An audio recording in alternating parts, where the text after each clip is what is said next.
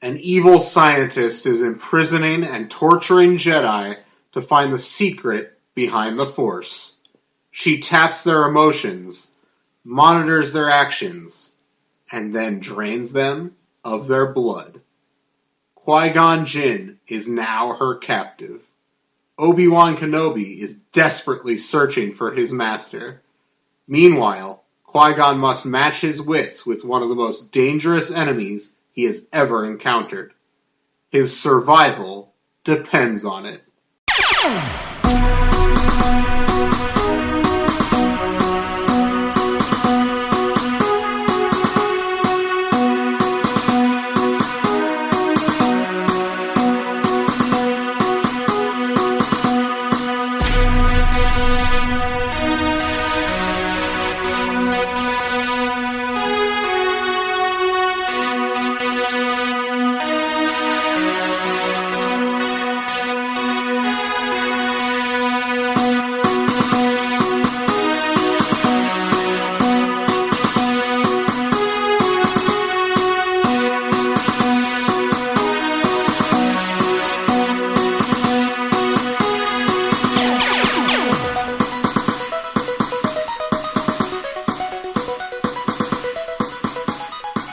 Welcome to Padawan Library, the podcast about Star Wars books, all kinds of Star Wars books, as long as they were written for 9-year-olds. My name is Tim May, and with me, as always, is my co-host, Levi Paratic. How you doing, Levi? Hello.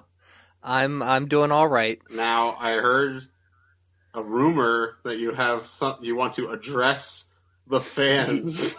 Yes. Okay. Okay. All right. Something I need to get off my chest. Last week on the show, you may have heard a Cheers-inspired sketch that I wrote called Dee Dee's Cafe. Oh, okay. After the release of this episode, I went back and listened to it again, and I felt like it was a subpar sketch. The Cheers jokes were generic, and my songwriting is an even bigger joke. Oh. I'm not done. You know the scene in Amadeus where Mozart plays Salieri's music at a party and God is essentially laughing in Salieri's face? Well, that's me trying to write Cheers. I was desperate for a sketch, and when the idea dawned on me, the idea to simply rhyme Dee Dee's Cafe with the line, where everybody knows your name, that was my whole idea for the whole sketch. I built the entire thing off of that. I know I'm not Byron, I'm not Anne Sexton, I'm not Shakespeare. These are the only poets I know, and that is evident in my rhyming of the word trade with trade.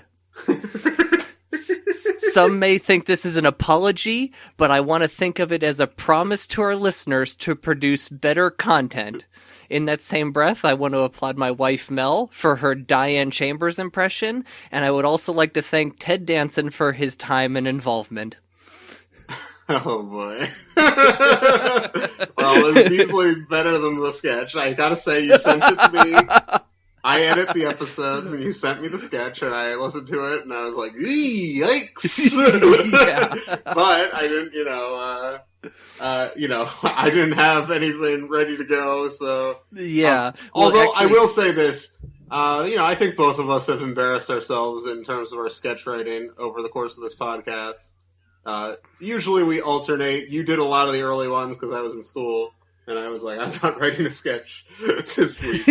I don't know. Like, as we record this, I have no clue what the sketch will be for this episode. I'm writing it. We just I don't make it know. up.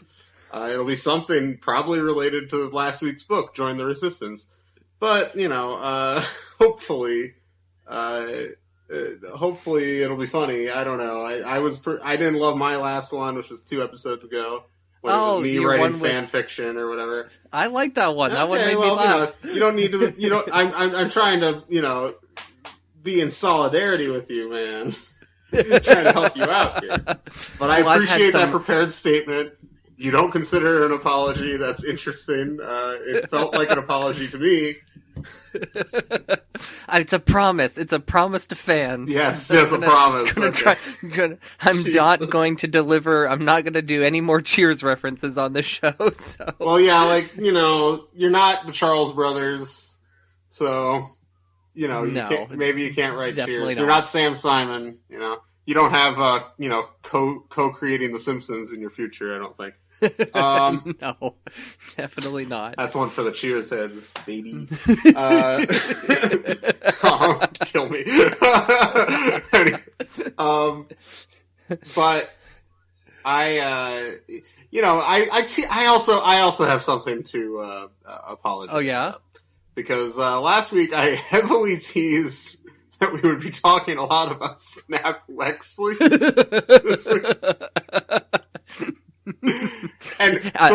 And they're waiting. The fans are waiting. The fans have been waiting. The emails have been flooding in. Like, we're probably not going to have an email segment this week, but because all the emails are the same thing, can't wait for the Snap Wexley segment.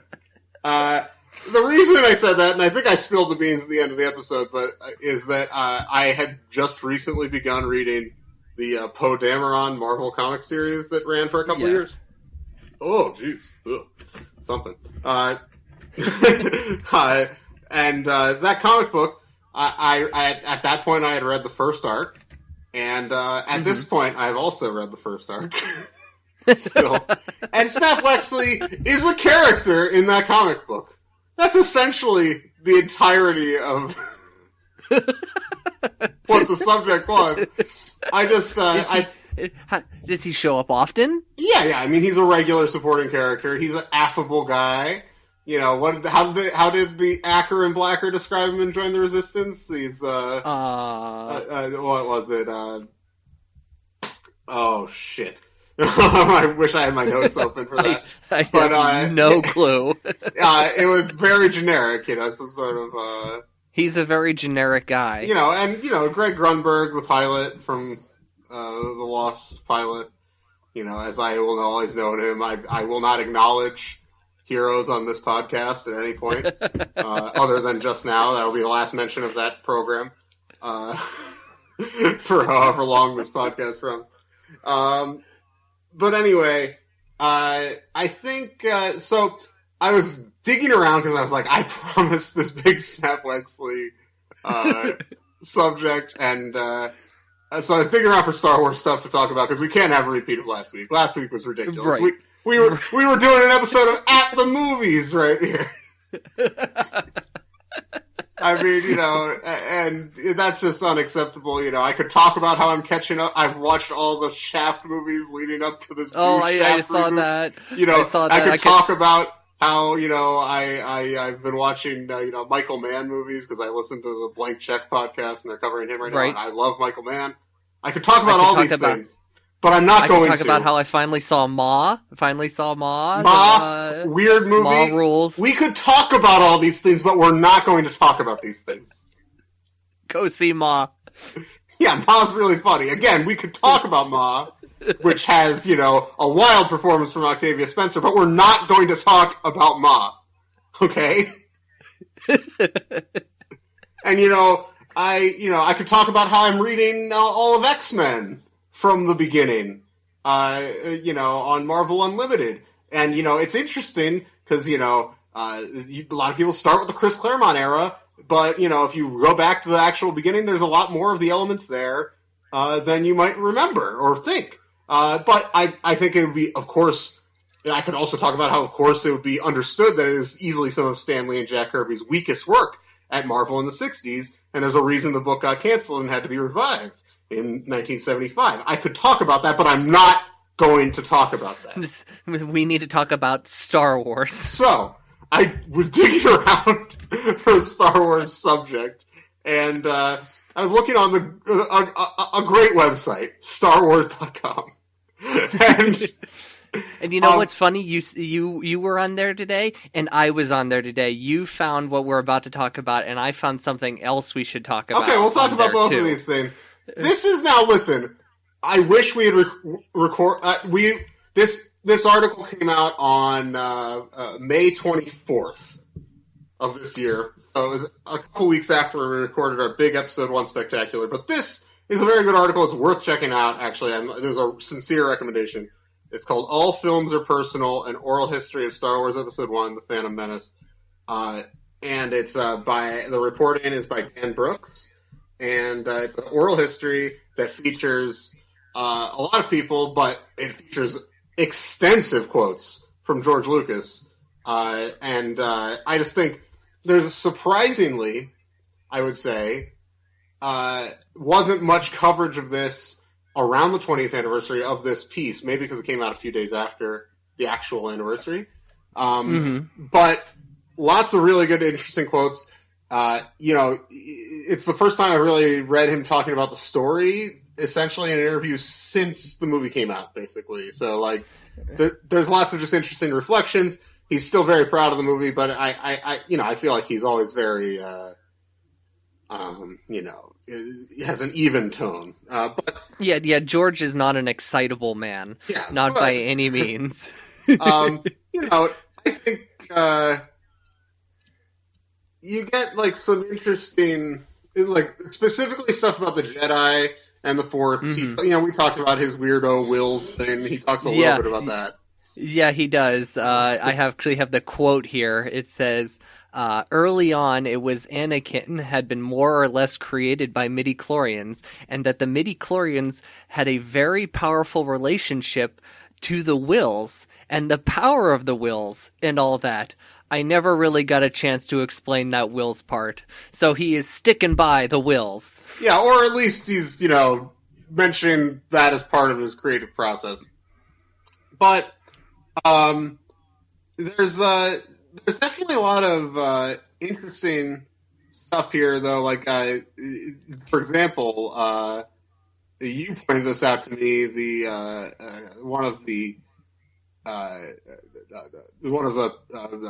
what do you call them? God damn it! Oh, Inside Man DVD falling down. Oh no! Down. Damn Great it, movie. Inside Man! Great movie, incredible heist film. Spike Lee is the god, but we're not here to talk about Spike Lee. We're here to talk about Star Wars. So, are you talking about the costume designer? Is it Ian McKeag? Is his name? Yes, that's who I was talking about. You pointed this out. As if he claims that as he was designing costumes for Padme, he was really inspired by Natalie Portman in The Professional. And, he did the math, and he's realized she would be old enough for the character once they shot it. Right. So when he was drawing, so when he was drawing the costumes, he was using, like, her face, and apparently, like, George, like, came up and saw the drawings and was like, is this someone you know? And this was all before Natalie Portman got cast in the movie, so as, like, this whole thing leading into pre-production, he is using her as a model, and then she made it into the movie. So I thought that was very surprising. Yeah, that was surprising. I don't know if that's what gave George the idea, or if it was actually the casting director, or just, she was an up-and-coming, actor at that point. I just watched Heat. Again, we're not talking about Michael Mann or about Heat on this podcast, but she's in Heat. She plays Al Pacino's stepdaughter in Heat. But, and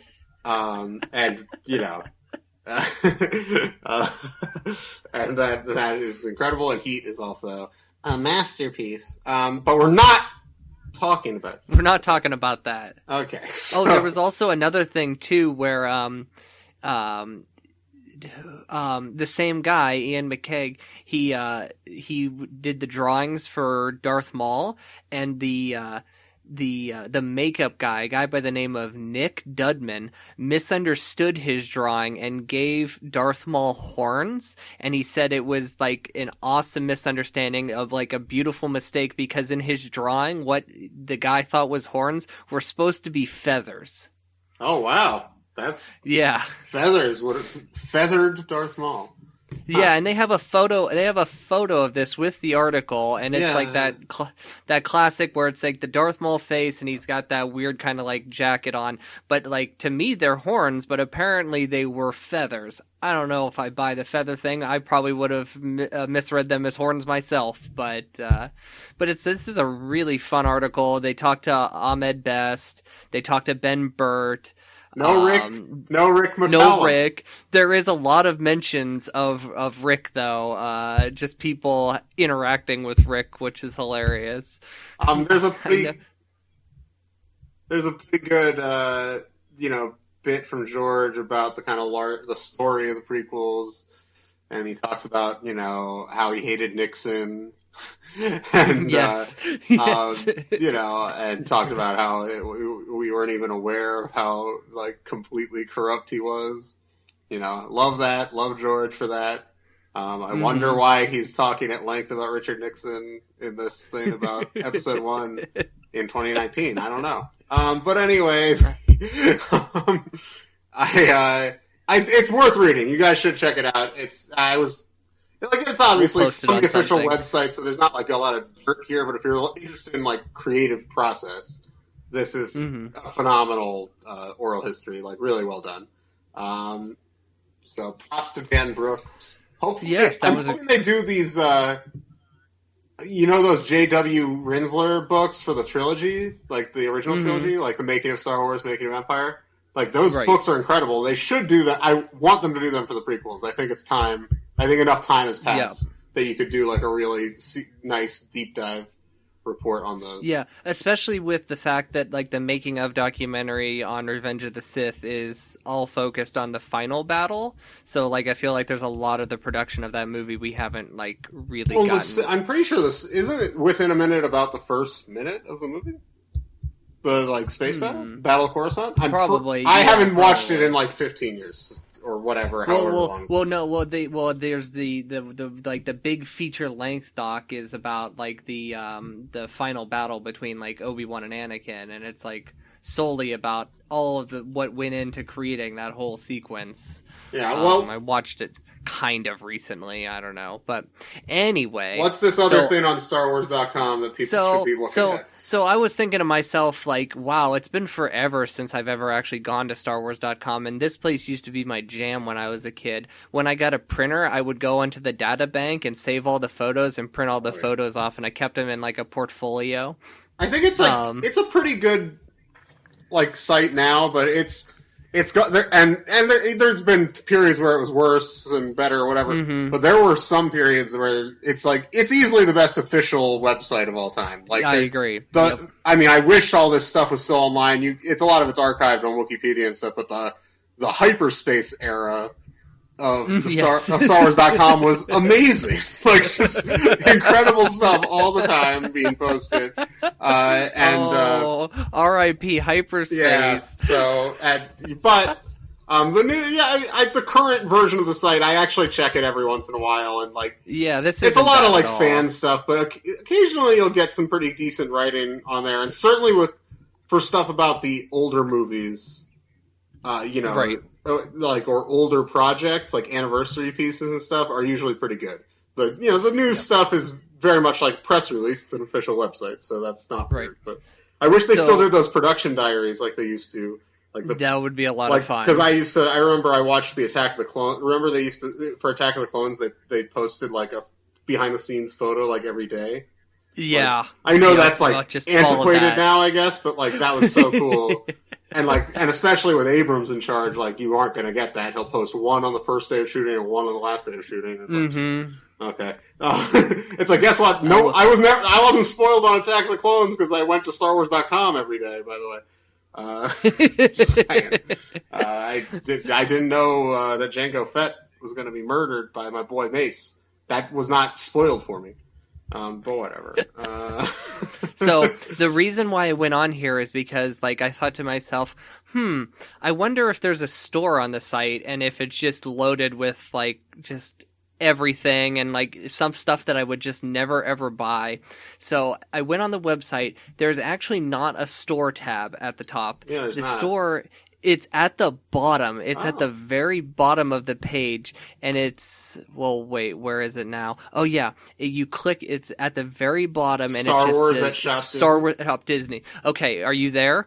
I just clicked on it. Okay, now you'll come to a page. We get some you can get customized shirts to wear to Galaxy's Edge. We may have to consider that whenever we go there. But if you scroll down, you'll see there's like categories like clothes, accessories, toys. Sure. But keep going down a little further and to shop the saga and stories and tell me what's missing. Oh no. Mm-hmm. Classic Mm-hmm. Disney. Is it fall under Star Wars Classic at this point? It does not fall under Star Wars Classic. Let's see. So let me just say this. It says Solo is Star Wars story, Star Wars The Last Jedi, Rogue One a Star Wars story, Star Wars The Force Awakens, Star Wars Classic, and Star Wars Forces of Destiny, which to put that over even the current cartoon seems kind of strange to me. Not that that's not right. something, but it's a little web series. You'd think that wouldn't be above like Resistance or something. Right. Yeah, no, that's lame, but, whatever. No prequels, yeah. I'm not surprised. To be fair to the web, this is a Disney store here, first of all, to be fair. The actual Star Wars website always has stuff about the prequels. There's that's actually not a problem with that website, I would say. There's lots of stuff. I'd say there's equal, or at least 60-40 coverage of the original trilogy and the prequels at worst. So, to be fair, I would not... Right. Let's not put this on StarWars.com or on their editorial team, but I will say this is nonsense, and we'll see. I mean, again, listen, also part of this is just growing older. Once more people like us are like actually like in charge of things at these companies, which I'm not saying I want to be because I don't, but once that happens. Like people that grew up with the prequels, like are actually like in positions of power at these companies, then that stuff will be just as celebrated as everything else. Right, yeah, it's not worth getting upset about, but interesting. Just something interesting I found. So, yeah.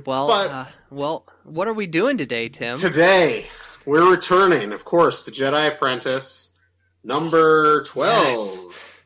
Big cliffhanger last time. We had to take a week off from Jedi Apprentice, and we're back with the evil experiment. And so, you excited about this? I am excited about this. This was, I was bummed that we had a cliffhanger and then had to rejoin the Resistance. So this was very fun getting back into this, and yes. I'm very excited for the next book. Yeah, well, we'll get to all of that. So stay tuned while you listen to hopefully a good sketch written by me. We'll be back soon.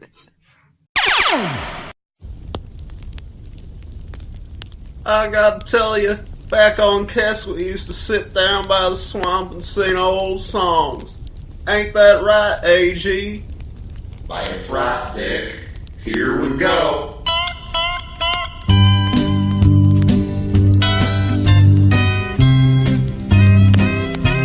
You're cheating hard. Will make you weep.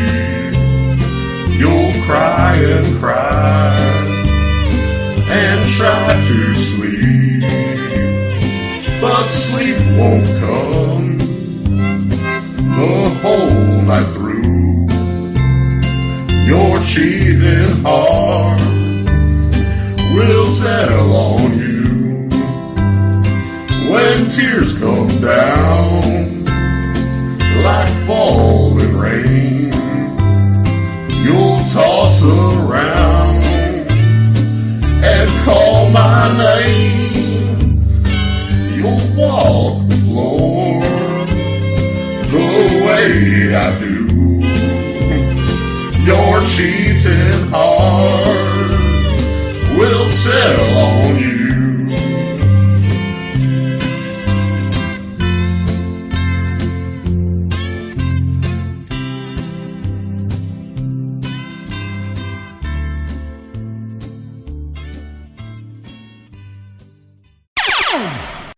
Welcome back to Padawan Library. I'm Tim May. With me, of course, Levi Paratic. Levi? Hello. Yeah. Hello. Howdy. Oh, ho, ho. Here we are. The evil experiment. Jedi Apprentice number 12. It's Jude Watson back in the house once again. We last left off pretty wild stuff happening. Very wild stuff. So there was a bounty hunter that Qui-Gon and Obi-Wan were after, because she was after Qui-Gon's friend Didi Odo, who runs a cafe and sells information to various both good and bad people on Coruscant. And so Didi and Astri, his daughter, were hidden away at a snowy compound, and but they were still attacked by this bounty hunter. And Qui-Gon and Obi-Wan took down the bounty hunter briefly, but bounty hunter was able to catch Qui-Gon, steal him away. They have no clue where he's going. And we'll get back. I'll reference events from the previous book a little bit throughout this discussion, but that's basically where it leaves off. The previous book, The Deadly Hunter, with your favorite cover in the history of books. Not Star Wars books. Oh, it's all books. It's great.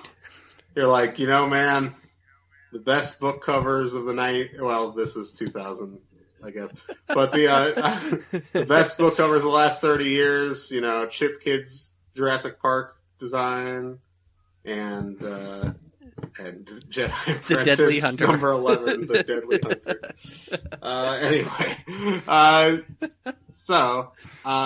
But this book, do you have any more preamble, or should we just jump right in? Well, the only thing I got to say about this is, I love the Deadly Hunter cover, but I think this cover goes way harder. This is a much better cover, I agree.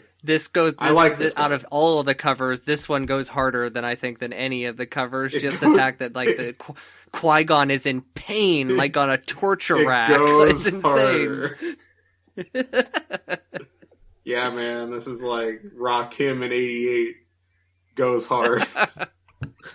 Okay. Anyway, so let's get into it. One other thing. This is very minor, but I noticed this is the first one of these books. If you look on the back, down by the barcode and price information, it's the first one of these books that has, I believe that's the prequel era insignia. Oh, yeah. And they did this with all the books for basically from around, I guess, when this book was published until Legends timeline ended. They would have these little insignias that denoted which era of Star Wars took place in. So props to that. It's worth noting. Not anything huge, but fun. It's fun. If you go to look at the rest of the series, they all have them on there. So, anyway, Chapter 1, The Evil Experiment. Qui-Gon's in a mysterious place. He doesn't know where he is. He wakes up. He's groggy. He remembers what I just described, the ending of the last book. But then kind of a voice begins speaking to him, and it informs him that he's the subject of an experiment. Will it be an evil experiment? We don't know yet. The voice tells him that he'll be treated well. Interesting. Qui-Gon attempts to move, finds that he's restrained. He can't move. And he's like up on this, he's in this chamber, and he's like hooked up to something. And the cover of the book, by your test, the cover of the book is the greatest cover of all time, because it's accurate. It's accurate. It's not false advertising. Your number one issue with book covers. But it's very true. Like, I look at this cover, there's a picture, and when I open it, there's words that I have to read. Ugh. Sorry. Anyway, a disembodied syringe comes into the chamber, and it hits him, and it's supposed to calm him down, he thinks anyway. And Qui-Gon, then he kind of keeps listening to the voice, and he recognizes the voice. It's Jenna Zan Arbor. J. Z. A. Jizza. Not the genius Jizza, just Jizza. Anyway. Kill me. And, is that how you abbreviated it in your notes? JZA, yes. Okay, that's funny, because I insisted in my notes to write the full name out every single time. Well, I'll be calling her Jizza from here on. I know there's, of course, the great, Jizza genius. Wu-Tang, but that's with a G, but this would still be pronounced Jizza in the Wu-Tang construction. So I'm going with that. Gotcha. Anyway, Jenna's Ann Arbor. Remember now that Qui-Gon had suspected her near the end of the previous book that she was behind this bounty hunter and was behind some of these mysterious deaths that had happened, like the character of Fly and the character of Ren Sorn, who was a senator's son who had been force sensitive but had left the Jedi. Again, go back to our episode 14, to hear all this, but I figure I should add that context for this conversation. It has been 2 weeks. So yes, it has. Anyway, so he was right about his suspicion, but remember, he also hadn't told Obi-Wan about that suspicion. So Obi-Wan's not going to know where to look or who to suspect. And Jizza, she says that Qui-Gon is a Jedi Knight, so he's perfect for her experiments. And he's like, what experiments? We'll have to wait and see. So, after being shot, Dee Dee was rushed to the Jedi Temple. That's Dee Dee Odo, the owner of Dee Dee's Cafe, daughter Astri. Because they rushed him to the Jedi Temple because Obi-Wan wants him to have just top-notch healthcare. And once they get him there, it's still like touch and go. So Obi and Astri are waiting out in a Jedi waiting room. And they're hoping the healer comes out any minute. Bant and Garen, Obi-Wan's friends from the temple, show up to keep Obi-Wan company. And Shouts to Garen. Bant, yeah, and Bant holds Obi-Wan's hand while they're waiting. So they decide, well, Obi-Wan's like, you guys should go eat. You guys don't have to wait here. They're like, oh, well, you want to come along? He's like, I can't eat. I'm not hungry at a time like this, because not only am I worried about Dee Dee, but my master's missing. So they run off, and that's, Obi-Wan, he doesn't know for sure if Qui-Gon is dead or alive, but he's convincing himself that he is alive, because he feels like if Qui-Gon died, he would have felt a ripple in the Force if Qui-Gon was gone. So for now, he's holding on to that hope.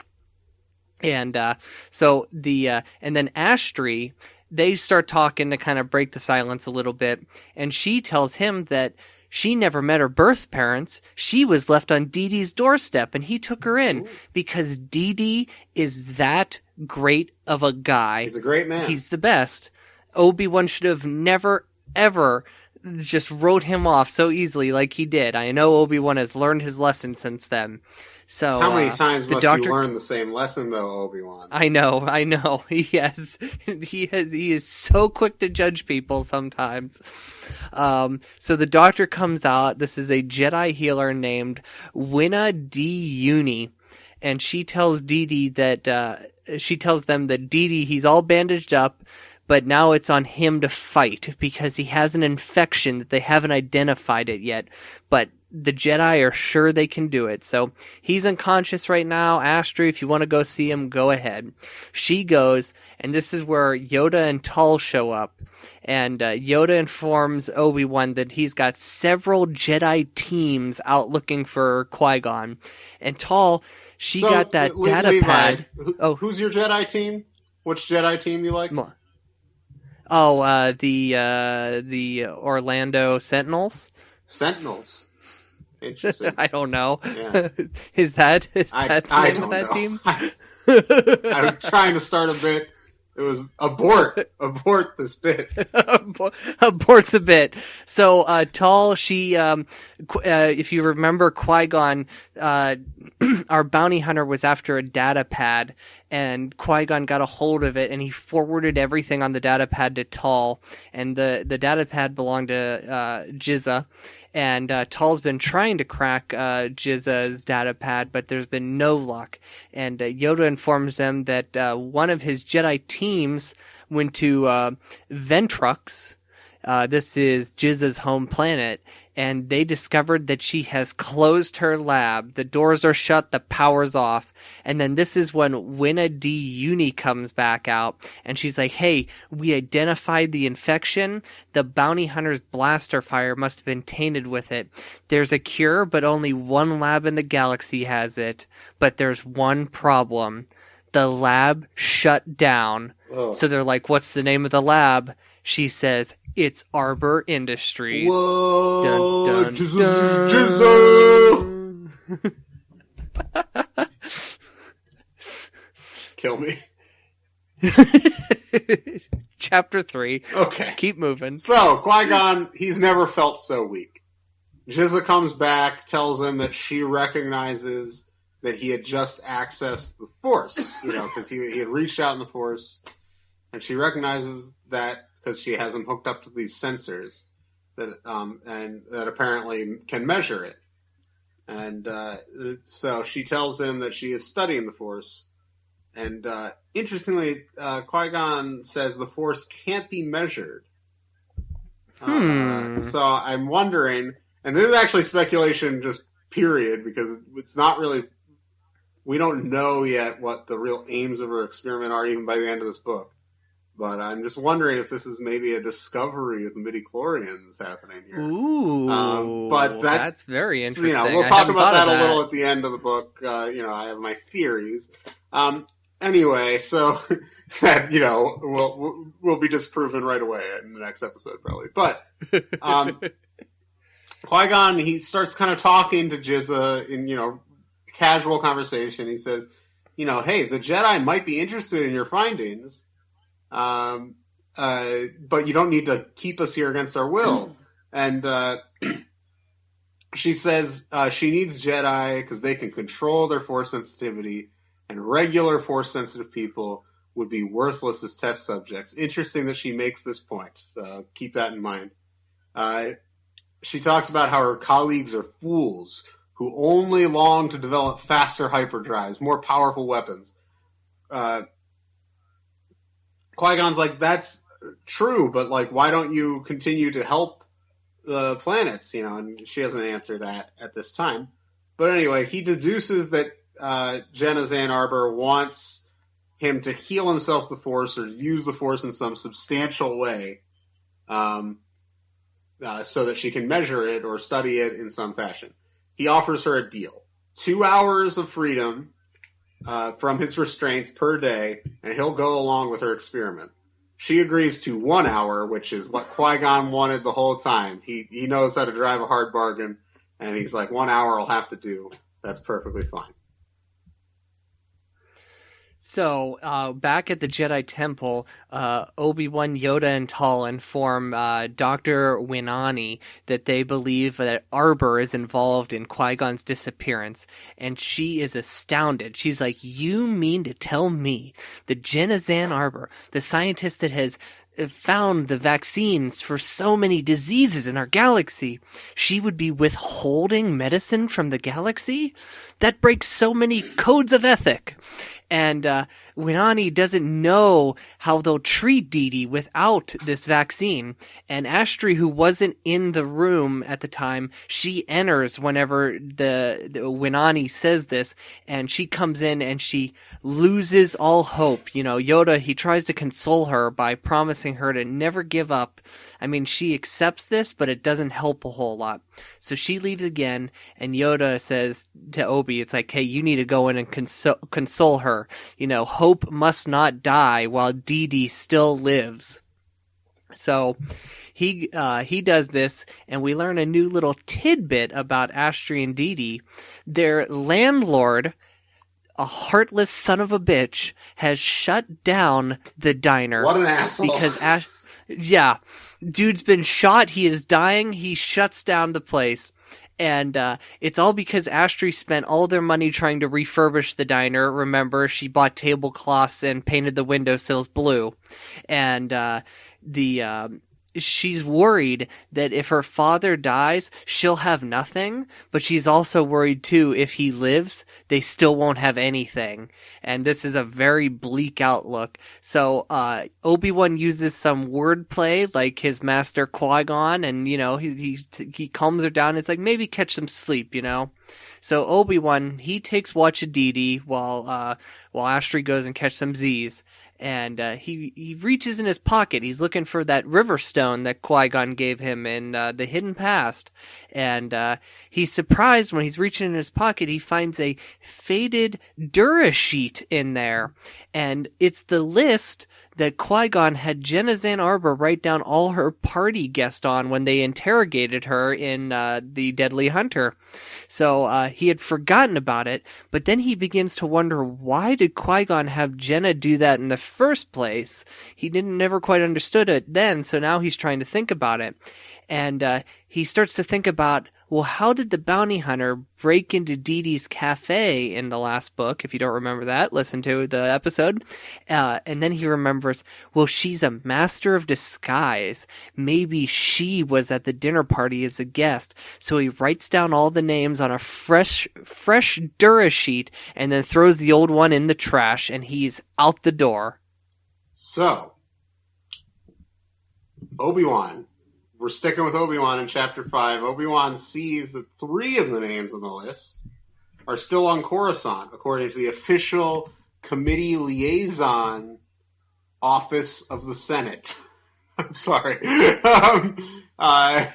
And so he starts with 2 scientists who are staying in the Senate quarters, Yamil Polidor and Vaughn Taub, both of whom are pretty cooperative. They're eating together. He goes up to him. He asks them about Jenna Zan Arbor's get-together at Dee Dee's cafe, and they remember that Jenna hated the food and the vibe of the place, but Obi-Wan asks them if they know the other names on this list, the guest list, and they all knew all but one, if they knew the other people, I should say, at the party, and they knew all of them but one, Risa On. Jizza had vouched for her, said she was a great scientist, but no one else had ever heard of Risa On. So Obi-Wan asks what she looked like, and they talked about how she was wearing a turban or something, and Obi-Wan then, he remembers a woman with a turban at the restaurant that night, and he suspects that she is the bounty hunter. And he contacts Tal and tells her the news and his suspicions. And Risa On is still staying on Coruscant, according to the official committee liaison office of the Senate. And and so Tal tells Obi-Wan to stay where he is, wait for a team to form and confront Risa On, but he says, I'm right near where she's staying, and I can case the place and find out if she's there. And so Tal says, don't engage with her if you do spot her. But Obi-Wan gets to the hotel, finds out her room number, and goes up to the room, and he's supposed to stay sly, but he apparently puts his ear right up against the door. That's an interesting move on Obi-Wan's part. He puts his ear right up against the door. Super slick, Obi-Wan. He doesn't hear anything but curtains blowing. That's all he can hear. But just as he's thinking that, a blaster bolt hits the door right past his head. So, surprise, surprise, the person shooting at Obi-Wan is Astri. What? Astri Odo. And whenever they both realize who each other is, they simultaneously say, what are you doing here? So it turns out that Astri was doing some digging of her own because she had found the Dura sheet, the old one that Obi-Wan threw in the trash. and she used some of Dee Dee's connections to check out the names on this list, and she came to the same conclusions as Obi. Obi thought she went through the same channels as he did, but when she explained this, he was just like, oh wow, I'm impressed. So she's actually already even been in the room, and she says the room is empty except for one bag that was placed there to probably make it look like somebody was staying. So she was hanging out, staking the place out, hoping the bounty hunter would return, and she thought Obi-Wan was the bounty hunter, and that's when she shot. But luckily, remember, Astri is a terrible, terrible shot. Episode 14. Yep. So so now, while Obi-Wan's impressed with what she's done, he doesn't have that gift for people yet, quite. He's getting that gift for people, but he's not there. He's not that Qui-Gon level yet. So he keeps trying to cast her off. He's like, hey, you gotta go back to the temple. And she refuses because she knows that Jenna Zan Arbor, Jizza, not only has a cure for Dee Dee's infection, but she possibly has Qui-Gon too. And that bounty hunter also has a price on her head now for the murder of Fly. So if she captures the bounty hunter, that would give them enough money to reopen the cafe, and they could save Dee Dee, and things won't be so bleak. So Obi-Wan, he reluctantly agrees, but under one condition: she surrender her blaster to him, and they find her a new weapon. So they go back to the temple, and Obi-Wan gives her a vibro blade, and he gives her some quick training with it, and she's like, oh, she's pretty good at that, So Tall shows up, and she's got a new clue. She ran that name, Risa On, the fake name, through a Surian database, a Surian language translator. Remember, our bounty hunter, as we know, is from the planet Saurus. And it's an obscure... She can shapeshift or squeeze her bones, yes, or melt her bones or something. Yes, and this is an original species, an original planet to these books. I found out. Oh. So Tall found out that it is an obscure dialect, not that common a dialect of Surian. It's from a remote tribe, and it translates into "catch me," as in catch me if you can. The frickin' bounty hunter's taunting them now. So Tall has the Frank coordinates. Abagnale up in this piece. So Tall knows where the remote tribe is, and while she doubts that the bounty hunter is there, she thinks it's worth investigating. So Obi and Astri are ready to go, and Tall is all like, whoa, Astri, this is a Jedi mission. You're not a Jedi, and Obi-Wan, you can't go without a master. You're just a Padawan. And they convince her by basically saying, like, pretty please let us go. And she caves, and she's like, oh, you're lucky. I know a transport that can get you guys there. So that's that chapter. So, chapter 7, Qui-Gon. We're back to Qui-Gon in the hands of the evil Jizza. And he feels incredibly weak. He's been deprived of his senses for a very long time. He awaits his hour of freedom that he bargained for. He is released. He struggles to stand up. He waits to stand up till he can gather enough strength to not have to struggle. And but as he's fallen, by the way, interestingly, Jenna's and you sent me a picture, some art of Jenna Zan Arbor, and she. Right. And I was shocked by this, and you were shocked by this, and we'll post the image, and I'll describe it in a minute. But she says, "Men have fallen at my feet, but it was in my younger days. How nice to see I still have that power." Now, the picture you sent me looks like a woman who's maybe like max 32, 33 years old. Would you say? Yeah. Like, absolute max. Like, I would say, like, in her 20s. Probably. And she's wearing an outfit very similar to what Padme wore in episode 2, like, when they go to Tatooine. It's like a white bodysuit. It has a cape. It's got a blaster. And she's very blonde. She looks like some actress that I can't place. Like, her face. Like, and it's bothering me. We'll try to place it. and hopefully we'll have some great classic Padawan Library Instagram content with a side-by-side comparison at some point. Anyway, I just thought this was interesting because this line implies that she's older, like more middle-aged, and she's like super duper accomplished and well-known as a scientist, which would also imply that she's probably middle-aged, but... Oh, yeah. She, like, I'm looking at the photo now. She kind of looks like the girl who's on Big Bang Theory, and she was on 8 Simple Rules for Dating My Teenage Daughter before that. A classic program, 8 Simple Rules. Yes. I watched 8 Simple Rules. I think I did. Also, R.I.P. I watched John it all the way to... Ritter. Yep, and they replaced him with David Spade, you know. Oh, really? I didn't know replacement. Yeah, David Spade came onto the show as, I think, like, their uncle or something like that, and he was just, like, a slacker kind of low-life character. Huh. Well, you know, good for David. He's been in more, like, 3-camera sitcoms that, like, you don't remember exist than you could imagine. Like, he was on that, you know that show Rules of Engagement? Do you know that show at all? No, I don't. That show was on, like, I think CBS for, like, 7 or 8 seasons, and he was one of the stars of it. Oh, yeah. And this was, like, in the last decade. decade. What you're talking about. I see, like, it's shocking. Anyway, I don't know. I've never seen an episode. I have no clue what's even about.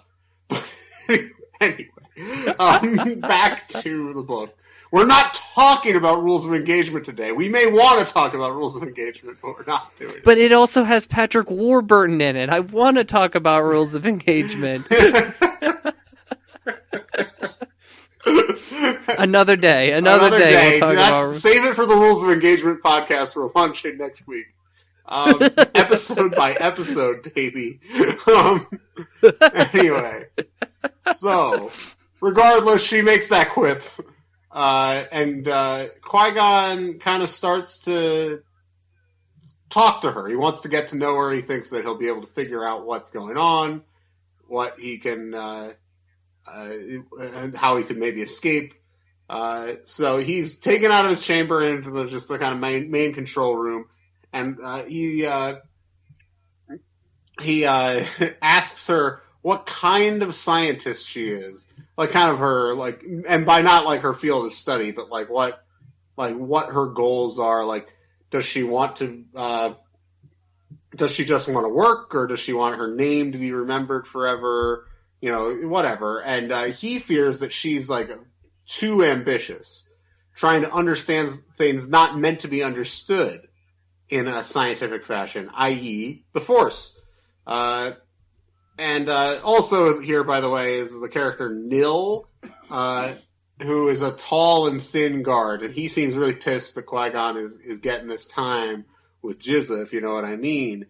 Yes, that's what I mean. Nil wants to fuck Jizza, and we'll get to more of that in the near future. But, Jizza finds Qui-Gon's kind of fears about her ambition absurd. She has no concern about what other beings think of her. She's totally devoted to her work at this point in her life. And all through this conversation, by the way, Qui-Gon is kind of like looking at the room, looking for spotting details, casing the room, man. And, you know, like Robert De Niro in Heat, casing some shit. There you go. Come on, man. Oh. Come on, man. I love Michael Mann. Anyway. Focus, man. Oh, God. So anyway, he's noting kind of exits and obstacles, you know, that would help him in an escape plan.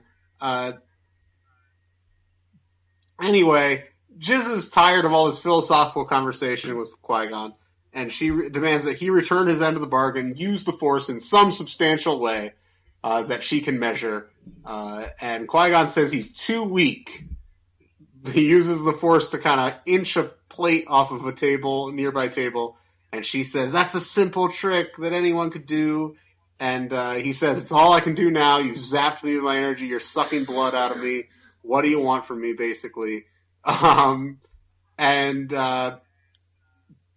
So she tells him that he has no leverage, no clue how far she actually is in her research, how much she already knows, how much she actually needs him or doesn't need him. So she has Nil strap him back in. Qui-Gon notes that she hasn't kept up her end of the bargain, as the hour is not up, and she's like, oh well, nice try. And Qui-Gon's worried. He's worried he's like, I can't survive much longer. Come save me, Obi-Wan! So the transport drops off Obi and Astri off at Yin, which is one of the 3 capital cities of Saurus. And Obi, he asked the pilot, hey, you got any advice for me? And he goes, don't ask them any questions. They're not a fan of outsiders, and they really don't like questions. And Obi's like, well, crap, that's why we're here. So they take public transport to the city of Ara, which is the desert region of the planet, and it is the last known location of the tribe. So Obi is astounded by the desert's lack of natural resources and believes that nobody could survive out here. And then that's when they get surrounded by a dozen or more Saurians with sharpened bone staffs. Obi-Wan fends them off by cutting the sharpened ends off of their bones, because he's not looking to hurt him, or else the whole mission will be kaput. So they retreat, and this is when Obi, he takes an opportunity to talk to the leader, and he says, it's like, why are you guys in the desert? And he's like, well, it wasn't always a desert landscape, but there was a dam built, and when the dam got built, the whole area dried up. And my tribe, we have grown weak, and we don't have the strength to move and take land from neighboring tribes. So we're just stuck where we are, and we don't get any government aid because we're not an official tribe. We're not registered with the government, so they don't give us any support. So Astri then asks about the bounty hunter, and the leader, he just walks away. He doesn't even want to talk about it. But a kid comes up to them, and the kid's like, I can tell you what you need to know about her, but I want something. And they're like, well, what do you want? And he points at Obi-Wan's lightsaber. I want that. Ooh. That's going to be a no-go. Mm-hmm. So, despite what happened the first time, Qui-Gon does get freed again the next day for an hour. Nil is pissed about this, of course. He's mad that Qui-Gon even attempts a jovial tone. He's just furious. Qui-Gon asks Jenna Zan Arbor why she's devoted herself to this Force studying business rather than continuing to cure diseases and famines, which had been her galactic reputation up to that point. She had received wide renown. She says she's not happy with renown alone. She resents having to beg for funding from the government. So she started to introduce diseases she already has developed a cure for 2 planets, thus forcing the planets to pay her for the cure. Wild stuff. And wow. Evil stuff. You know who doesn't think it's evil, though? Nil. Nil's response, he's blown away by Jizza. He says, you are greatness! Because they want to fuck. You are greatness! I'm sorry. I'm going to say that so often. You anyway. are greatness. You are greatness.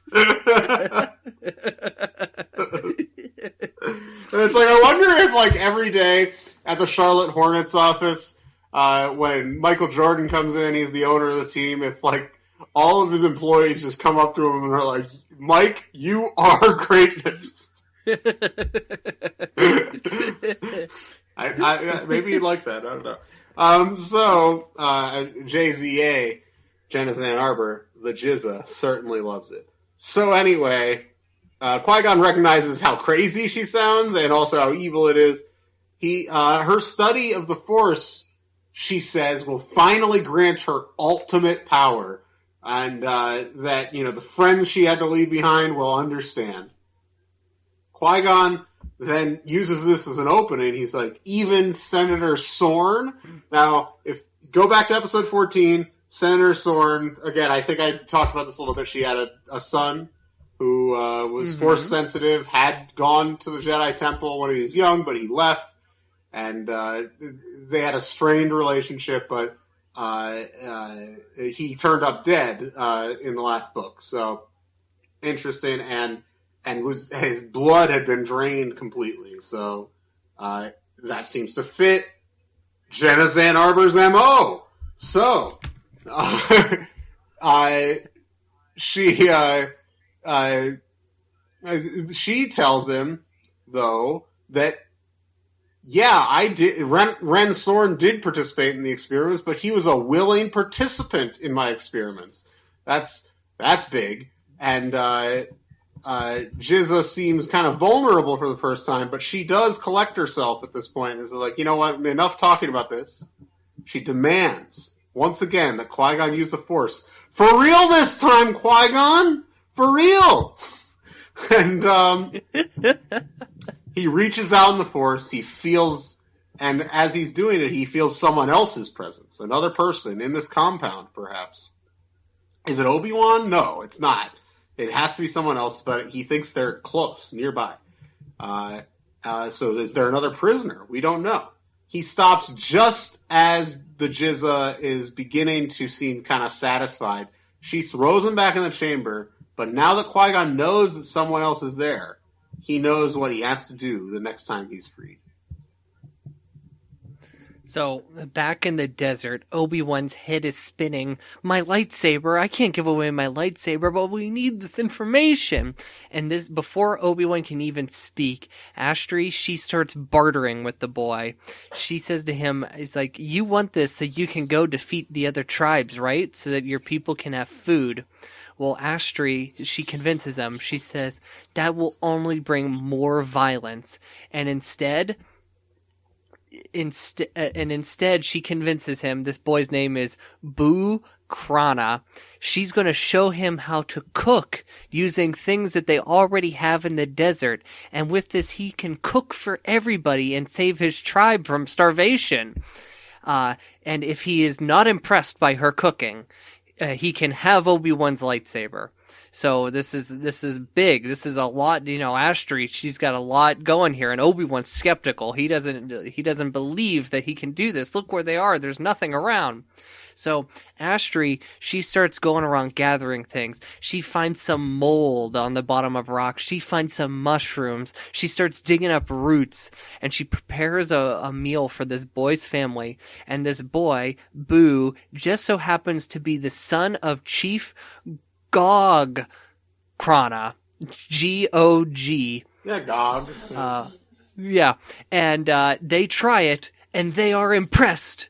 This food, this culinary creation, you have saved our tribe because now we know how to take care of ourselves. And so they hold up their end of the bargain, and they tell them that the bounty hunter you seek, her name is Ona Nobis. Oh. And Ona Nobis is the shame. Ona. She is the shame of the tribe. Oh. She rallied them to vote for the dam that turned the area into a desert. And it turns out she sold herself out to the wealthy developers who wanted the dam. So she so they could have fertile land like where they are. So once the dam was built, she got out of there, collected her money and out, left them all to die. And they also know how she currently makes her money as a bounty hunter, so they are twice ashamed of her. So they lead Obi and Astri to a secret hideout that they believe belongs to Ona, and they think that she doesn't know that they know about her secret hideout yet. So in the secret hideout, Obi-Wan, he finds a data pad, and it tells him that she's tailing the governor of Sinatar, and he thinks this must be the next target. So he gets on his comm, he comms tall, and before he can, she drops some big news on him. They cracked Jenna Zan Arbor, Jizza's data pad, and she's doing experiments to try to harness the Force. And they have confirmed this, that she was the one who killed Ren Sorn. So Obi-Wan, this is huge. He's like, well, I got some news of my own. I think there's a potential political assassination about to happen, and our bounty hunter, Ona Nobis, is going to be the one responsible. So she tells them they're going to send this team to Sinatar immediately, and for Obi-Wan to go there and Astri go back to the temple. So Obi-Wan, he cuts off the comm, and he's got a gut feeling. This bounty hunter, she's crafty. She is like a master of disguise. What if all of this secret hideout, this data pad, this information on this data pad that we so easily unlocked, what if it was a lie? What if it was planted there? And on his gut feeling, Obi-Wan's like, I'm not going to Sinatar and you're not going to the temple. We're going to Simpla 12. And Simpla 12 was where Ren... Sorn, thank you, where he turned up dead. So that's why they're going there. Damn. Obi-Wan always going out on a limb. So, next time Qui-Gon is freed, the next day, Jizza's nowhere to be found, just Nil. And he's pissed and clearly jealous of Qui-Gon's conversations with Jizza. Nil wants to fuck Jizza. I don't know if Jizza wants to fuck Nil. I don't know about that. But Nil definitely wants to fuck Jizza. I don't think it's a mutual thing. But keep pining away, Nil. Anyway, so Nil says that he will shoot Qui-Gon if he tries anything. Unlike that failure Ona Nobis immediately revealing the bounty hunter's name to Qui-Gon, Qui-Gon very quickly realized, oh, that must be the bounty hunter. There's no other person he could be talking about. So Qui-Gon notices that a sensor light gives off a high-pitched squeal when strong concentrations of the Force are near in this chamber. So Qui-Gon summons the Force, briefly distracts Neil, who Qui-Gon disarms and knocks out.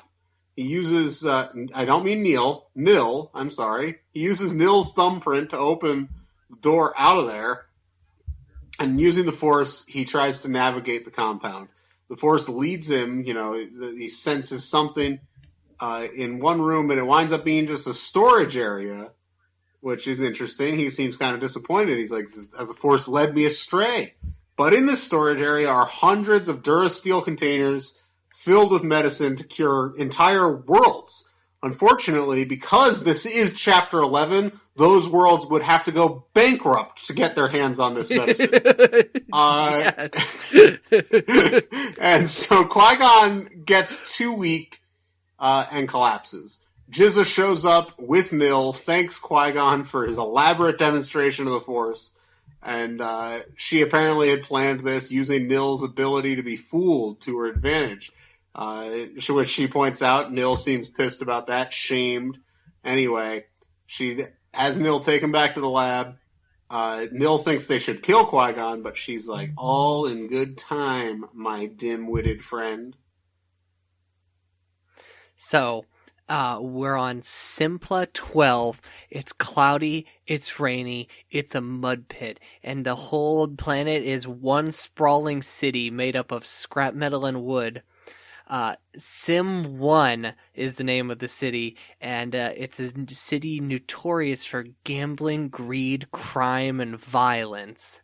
So they do some asking around, and they find some of Ren Sorn's buddies, these three characters named Charlie, Wheeze, and Tup. So Obi and Astri find them, and they have, they're going to a bar where they're hanging out, and as they walk up to the bar, all three of them are physically thrown out of the bar, and they start. There's a section I have marked on page 91. I'm not there yet either. Let's see here, 91. So. Okay. So they're looking for information, and this I only have a very little bit here of what to read. So Charlie attempted to look shrewd. What kind of information? We don't squeal on friends unless they get on our nerves, we said quickly. This friend is dead, Obi-Wan said. Well, in that case, let's see the credits, Charlie said as Wheeze and Tup looked more cheerful, and Astri held out a few credits. So they bribed these characters, but in that, I guess I didn't need to read that. I should have gone back and looked at that, but I liked how Obi-Wan was just like, but this friend is dead. These are This some is the fun characters to be. Obi-Wan, the detective from Attack Yes. of the Clones.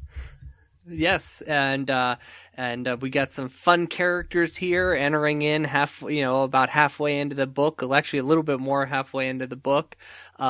So they know that Red was doing this experiment thing. They don't know where, but he went and did this experiment thing, and he came back, and he was different when he got back. So they say to him, maybe his roommate Tino would know more. So Obi and Astri, they leave to go find Tino, and he's working at a warehouse. And when they arrive, he's standing up on this high walkway kind of thing, and above him is Ona Nobis. Whoa. And she's got a new whip. Oh, damn. So, Obi-Wan immediately engages Ona Nobis. Astri pushes Tino behind some crates or some other bullshit, and after some tangling, Obi-Wan has his grip on her whip. Meanwhile, Astri is driving on a grav sled at top speed behind Ona Nobis, and the bounty hunter loosens her grip on the whip and jumps down to the next platform, gives up the whip, slithers away between the narrow passage. Remember, she's a Sarusian. And so, Obi-Wan meets back up with Astri and Tino, and they introduce themselves to Tino, who agrees to tell them what he knows. Ren Sora was his roommate and friend. Tino had advised him against this experiment he was taking part in, this mysterious experiment, but the three doofuses, what are their names, Wheeze and Tup, and Buttface and Charlie. I think it is. Anyway, where are we? Oh yeah, but those three guys, they had thought it was a great idea. So that, I guess, convinced Ren.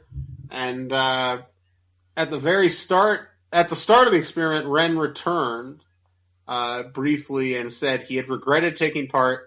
And he had seen the face of true evil. He was going to go back to the Jedi Temple and warn them about this, but first he wanted to return to Jizza to get some insurance. I don't really understand this part, to be honest with you. I was trying to figure out why he went back. Basically, the entire that was my entire note-taking process on this chapter. Why did he go back? And all it says basically is that he thought she would not kill him, just if he was coming back to get insurance. Whatever. Anyway, that makes no sense. He did. I'm sure there's a clearer idea there, and I'm sure a listener can explain it to me. And maybe I was just too tired when I was reading this or something. But I don't know. He did die, ultimately, and was dumped on Simpla 12. Apparently, Tino had told all of this information to the security force, he says. Obi-Wan's surprised. Simpla 12 has a security force? No. An investigator from Coruscant, Captain Yer Taug, had interviewed him. You might remember Captain Yer Taug from the previous book.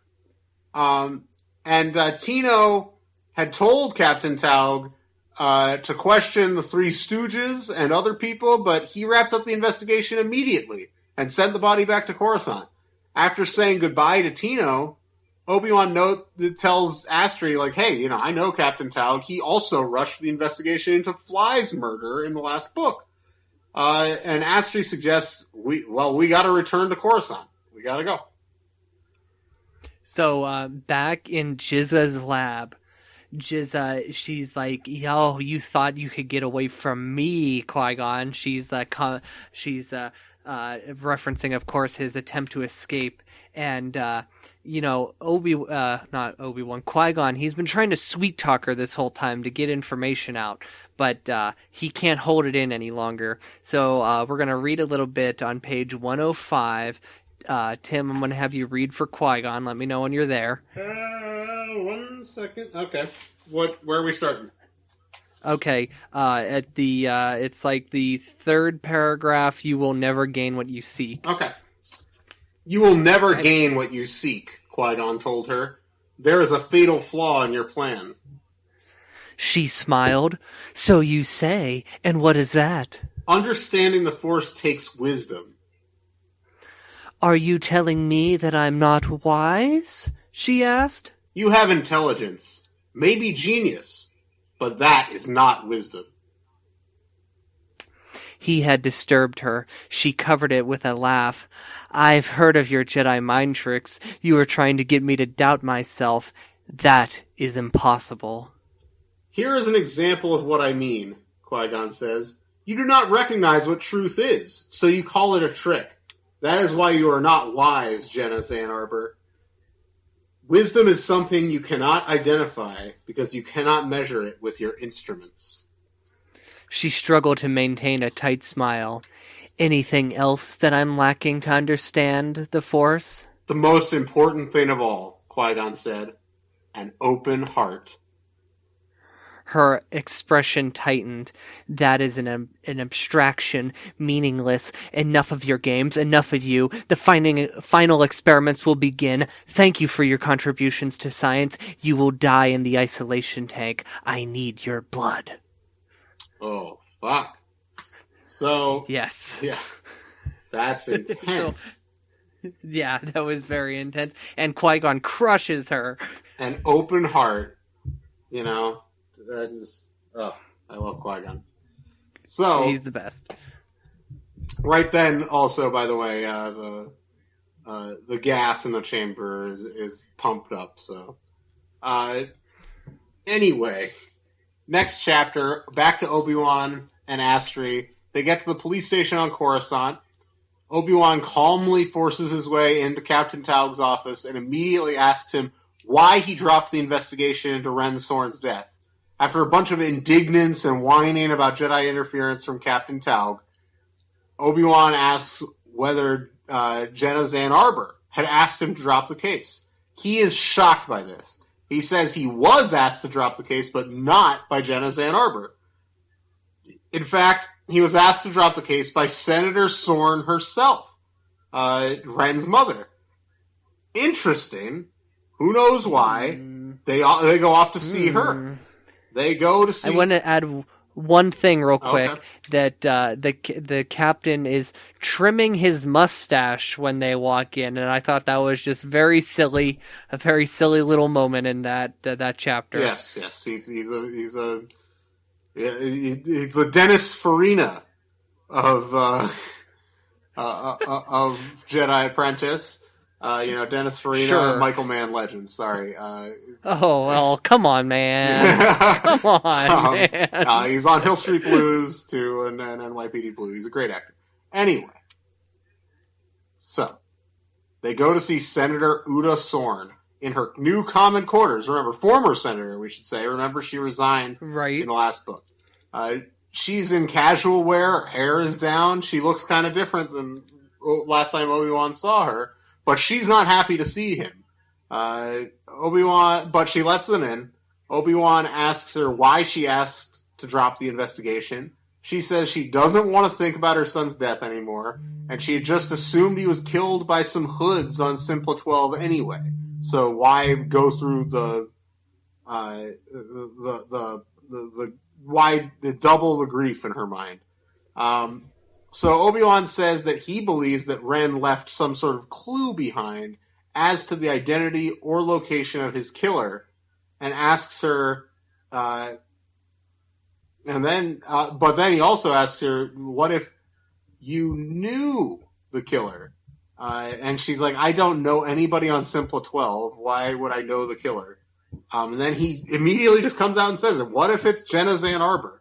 She is shocked by this. Uda's like, no, it's not. I've helped her so much, secured funding. We're friends. And so Obi-Wan then asks, did she know that your son was Force sensitive? And she's just like, yeah, but I told her that in confidence. But Uda Sorn is seemingly, she's beginning to put the pieces together in her head and realize what might have happened. And so Obi-Wan asks if she has any of Ren's possessions, which may contain those clues he's hunting. And she does have a box of apparently everything he had owned when he died, and gives it to them. She says, if your suspicions are true, go after her. And Obi-Wan's like, of course, that's my job. And so they don't have time to get back to the temple, but Obi-Wan doesn't want to open the box in public. So Astri leads them to the abandoned, or repossessed, I should say, Dee Dee's Cafe. Thankfully, the scumbag landlord's not there, so they get in there and they open the box. It contains a utility pouch with 1 protein food capsule and a small servo driver, a few credits, a vibro shiv, a few crystals, a deck of cards for Sabak, a tunic with empty pockets, a thermal cape, and a thermal cape folded neatly. So jack shit, basically. It's a dead end. Obi-Wan, though, kind of then feels a presence. He looks outside. Somebody's hovering out there. Astri grabs her vibroblade, and the figure outside is hooded, and Obi-Wan assumes that must be Ona Nobis, the bounty hunter. And Obi-Wan goes for it, leaps at the intruder, lightsaber, aflame. All right. Fun thing going on here. Hopefully this doesn't ruin our recording. Just got the alert for a tornado warning going on right now, and I'm hearing some sirens go, so I'm going to keep an eye on the sky while we record. Well, good luck. We can stop if you need to. Fingers crossed. We're almost at the end of this book. Maybe we can rush, but please don't rush through if you have to go.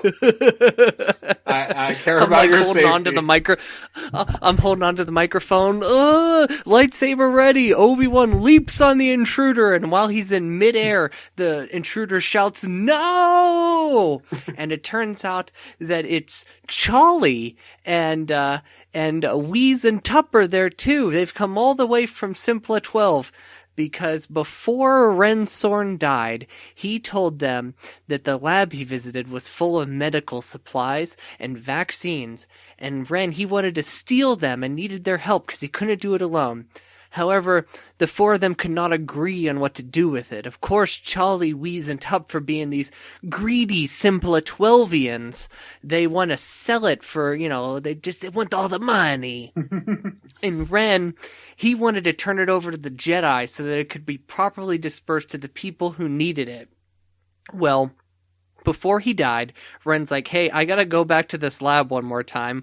We don't know why. And if something happens to me, I'm going to leave a clue with my personal items that will let you know where the lab's location is. So that's exactly what happened, except all of his personal information was given to his mother. And Charlie, Wheeze, and Tup, they ask his mother for it, but she refuses to turn it over to a group of low-life lizards, as it's put in the book, like themselves. So they show them the items, and they look through, and they get real reminiscent. Oh, the Sabak deck or the Sabak deck, and it's like, oh, so many happy memories. We marked all the cards so that we could cheat. They got little lines on them, so we know exactly where it is. And then all of a sudden, there's new marks on these. So they space them all out, and they realize there's a code there, and the code is L1 Q2 BU3 SP12. And this doesn't mean anything to the low-life lizards, but Obi-Wan, he's staring at it and he goes, SP12, isn't that an abbreviation for Simpla 12? And And L could be for level, and Q for be quadrant, and BU is block unit. That means the lab might be on Simpla 12, level 1, quadrant 2, block 3. Whoa! There's only one way to find out. We're going to Simpla 12 again. Damn. So, they all head back first to the Jedi Temple. Obi-Wan tells Tup and Fuckman and all them that he tells them that they cannot sell the medicine for profit like they want to, but he wants them to come along. What do we get out of it, they ask, and Obi-Wan offers them the bounty on the bounty hunter. But wait a minute, that's my money, Astri says. And Obi-Wan says, we need their help, you'll have to share it. And she agrees to that begrudgingly. They're greeted at the temple by Tal, and Obi-Wan tells her about his suspicions that Jenna Zan Arbor is holding Qui-Gon on Simpla 12. She agrees to tell him to let him go and scope it out, but alert them at the first sign of trouble. Simpla 12 is not far away, and they can have Jedi teams there in no time. Jedi teams again. Off they go. No, they could have sent them with Jedi teams right away. You'd think that would be the way to go, but right. But anyway, they all arrive at the location. No guards outside, but Obi-Wan is pretty sure this is the real deal. The goofballs show back up with some thigh-high boots, a visor, and some other bullshit, and they're going to dress Astri up like the bounty hunter, and they even have to shave her pretty hair, as it says. So Astri, posing as Ono Nobis, will bring Obi-Wan into the compound as a Jedi prisoner. They enter, and they're greeted by a Quint, is apparently Nil's species. They're greeted by Nil. She tells them that this is a new Jedi prisoner. He notices that she doesn't have Obi-Wan restrained at all, which apparently Ono Nobis usually would. And Obi-Wan grabs the whip and subdues Nil, and they throw him in a room and advance quickly throughout the compound. They come across the lab, and Obi-Wan spots the chamber holding Qui-Gon, who is at least unconscious, maybe even dead. Obi-Wan whispers Qui-Gon's name, and Qui-Gon opens his eyes, overjoyed to see his Padawan. Obi-Wan wants to just charge in right now, but he remembers Tal's cautious instructions. They hear footsteps coming. What will he do? Qui-Gon mouths for him to wait. And Obi-Wan and Astri, they hide just in time for Jenna Zan Arbor to walk in. So, Jizza, she enters the lab and she gets on the comm. Nil, please bring me Ona Nobis. And she looks at Qui-Gon and I'm almost done with you. I just have to drain all your blood first. And Nil doesn't answer the comm, and she calms him again. And when he doesn't answer, she's like, oh, this dummy, this weak-minded fool, Nil. And she storms out of the room. And I have here to read page 136. Let's see here. What's on that page? I am not prepared at all. Okay. All right. I guess we'll read this together, and I'll be Obi-Wan. So as soon as she was gone, Obi-Wan hurried over to Qui-Gon. He knew now that if he let Qui-Gon remain in the chamber, his master would die. He activated his lightsaber and cut a hole in the chamber. The vapor escaped, and Qui-Gon began to fall. Obi-Wan reached to help and support him. Qui-Gon half fell, and Obi-Wan half dragged him to the floor. Master! Obi-Wan murmured brokenly. It was shocking to see Qui-Gon so weak. He had always counted on his master's strength. You must help me, Padawan, Qui-Gon said, his white lips barely moving. His face was very pale. He held up his hands, palms out. Obi-Wan pressed his own palms against Qui-Gon's. He felt his master's power flicker and reach out toward him. The Force moved between them. Obi-Wan gathered it around him. He felt the Force grow with their combined effort, felt it flow from his fingertips into Qui-Gon's. After a moment, the cloudiness in Qui-Gon's eyes vanished. "I can walk now," he said. He rose to his feet. Obi-Wan rose with him. Qui-Gon glanced at Astri's outfit. "I see you have a new profession." "Yes," she said. "Yes." With a shaky grin. "Yes," she said. "Saving shaky you." Grin. Saving I'm you. reading too far ahead. Anyway. No, I was going to stop there because I thought it was nice that ended in a joke there. Yes. So, this is when Qui-Gon, he's like, "Hey guys, I don't think I'm the only Force-sensitive person here. I think she has another prisoner." And, well, they're like, "Well, we should probably inform you that Dee is dying unless we find the cure, and Genazan Arbor's the only person who has the cure." So Qui-Gon's like, "Okay, Dee, he's first priority. Let's go find the cure." And, he thinks that Qui-Gon's like, "Well, Jizza, she doesn't know that we've invaded yet. The odds are in my favor." And just then, Ona Nobis appears on a comm screen. She's waiting outside, wanting to get in. And Qui-Gon's like, "Well, it appears that our odds have changed." So, they're still going to go forward with the plan. Qui-Gon, it notes that he's very impressed by Astri's bravery and her evolution from just a simple cook, a clumsy cook, to this brave warrior. And I have to say, I agree with Qui-Gon. This character I find very compelling, Astri. We can talk about this a bit in final thoughts, but very compelling character. Qui-Gon, Obi-Wan, and Astri, they rush down the hallway.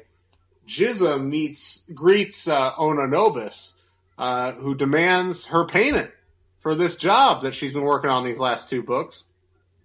And Jizza tells her, "Take care of these intruders." Ona Nobis refuses, says she's already finished your job. "I've taken another job. I've moved on. I just want my cash, man." And so, she has her own and she also says she has her own plans for Obi-Wan Kenobi. And she will not get her revenge on Obi-Wan on Jizza's terms. So Jizza first refuses to pay her, but Ona threatens her, and Jizza immediately wimps out, gives her the money. So back to Obi-Wan and Qui-Gon and Astri. Just as they're about to leave, Jizza's voice comes over the loudspeaker, informs Qui-Gon that there is a transmitter inside his body that, should he leave this compound, would set off another transmitter in the mystery prisoner's body that would inject poison all through him. So if Qui-Gon leaves, the other prisoner will die, this mystery prisoner. Obi-Wan's like, "Is she bluffing?" No. Qui-Gon says that's not what it is. He has to stay. But Astri and Obi-Wan must return the medicine to Coruscant for Dee and for millions of other people. And the Jedi will come back, and Obi-Wan's like, "She's going to fortify this place.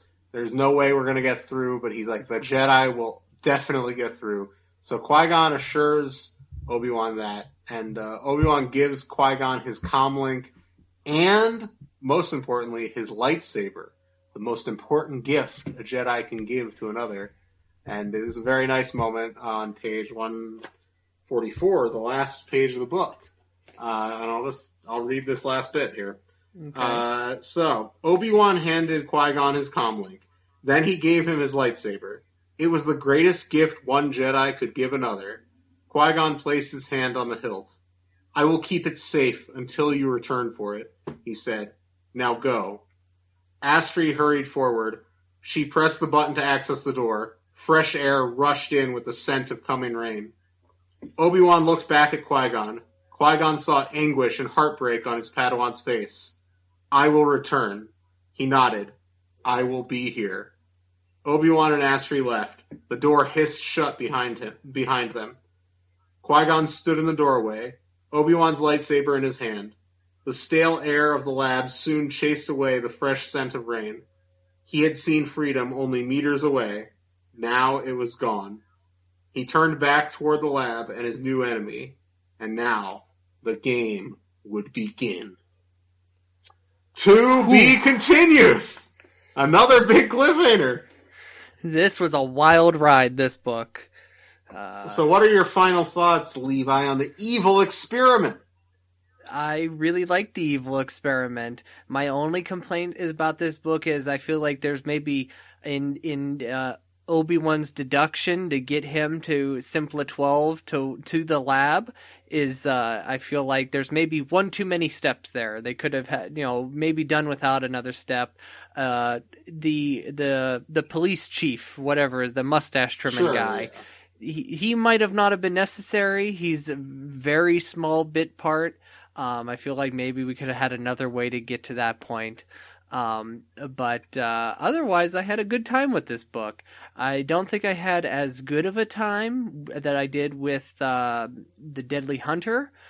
Because there's no Dee in this book. Dee is, of course, fighting for his life. So Dee was that great fresh air of a character. But Astri steps up in this book in a great way, because in the previous book, Astri was just kind of like, she's presented to us as kind of like a klutz, she's spilling things everywhere. She can't hold a blaster. But in this book really flushes out her character, and her father is dying, and her adopted father, not even her real father, is dying, and she will stop at nothing to save him. So because of that, I'm going to give this book 9 midichlorians, and my character of choice to theme this, I guess, is Astri. I like Astri in this book. And I think that's actually appropriate that Astri would be your character of choice, because even if she's not technically Force sensitive, to go back to that Star Wars Episode 1 oral history I referenced here, here's a direct quote from George Lucas about the Force and who has it, quote unquote. He says, "People have a tendency to confuse it. Everybody has the Force. Everybody. You have the good side and you have the bad side. And as Yoda says, if you choose the bad side, it's easy because you don't have to do anything. Maybe kill a few people, cheat, lie, steal, lord it over everybody. But the good side is hard because you have to be compassionate. You have to give of yourself, whereas the dark side is selfish." And what can I say? Astri gave of herself. She's very compassionate. She's obviously on the light side of the Force. She may not be quote-unquote Force sensitive, but she, of course, has the Force because she's a living being. So, yep. I agree with your rating. 9 midichlorians, and I'll give it to Astri also. She is the MVP of this book.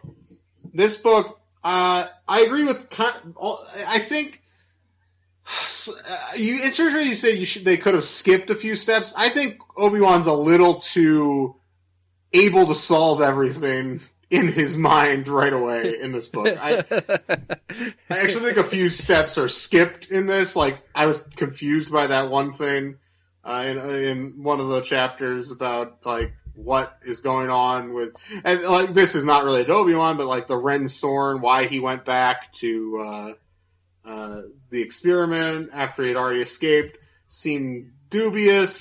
So it's not. It's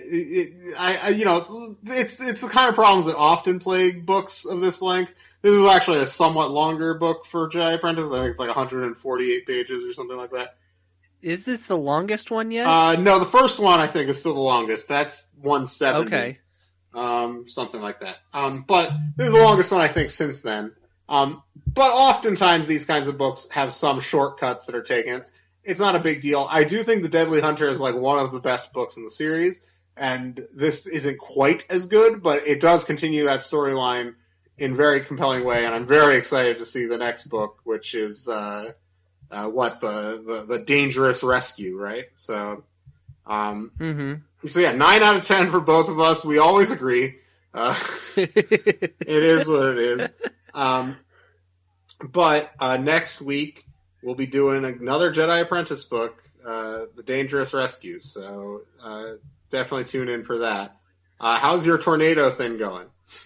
So far so good. The sky's a little gray. I've been hearing that the tornado activity is about 20 minutes away from us currently. It might be heading this way, not sure, but right now, A-okay. Well, regardless, we should probably wrap up just so if you do have to go, Yeah. we don't lose this episode. So, anyway, you guys can email us at padawanlibrary@gmail.com. You can follow us on Instagram, Twitter, Facebook at Padawan Library. You can send us messages there if you don't like email or something. If you're like me and you're paranoid to check your email every morning, even though it's innocuous bullshit, and you're just like, you look at your email and you're like, what if I open it up and something terrible happens? I'm just going to ignore it for 2 weeks straight. If you're like me, like in that way, but for some reason, checking your Facebook messages or your texts is no problem. I don't know why. It's the same thing, but anyway. So, I'm a freak. And it ruins my life. Anyway, so no, it's fine. It doesn't ruin my life. It's just, I get into unnecessary scraps with terrible, corporations like Navient, for example. Anyway, yes. So I will. So yeah, check that out. We should do. We should definitely do a mailbag. Maybe we should We should call for mail and do an all mailbag bonus episode. We have enough space on our plan, our storage plan for every month. We have enough space for like an occasional bonus episode. So maybe I'm just gonna throw this out there. This won't be soon because you guys are very slow with the letters sometimes. But if you guys want to hear an all mailbag episode of Padawan Library sometime in the next few months, you guys should email us at padawanlibrary@gmail.com. Send us questions. We would love to just, have you guys dictate a fun bonus episode sometime. And I'll make it more appealing. No question is no question is off limits. No questions off limits. That we've shown that we are very compelling on any subject. So, I obviously try to keep it focused on Star Wars, but if you have movie questions or whatever, it'll be fun. It'll be a fun bonus thing. Yeah, if you want to hear more about Michael there's like Mann. 120 megabytes of a storage that for our server that we don't use every month because we only put out an episode every week. So we have enough room for this. We will not cost us any money. Send us some questions. Anyway. Anyway, let's wrap this up. So, all right. Until the books are due back. Libraries close. Padawan Library is hosted and produced by Tim May and Levi Peretic. It is edited by Tim May. Our theme song is by the Astral Project. Our artwork is by Freddie Funbuns. Padawan Library is copyright 2019 by Tim May and Levi Peretic. All rights reserved.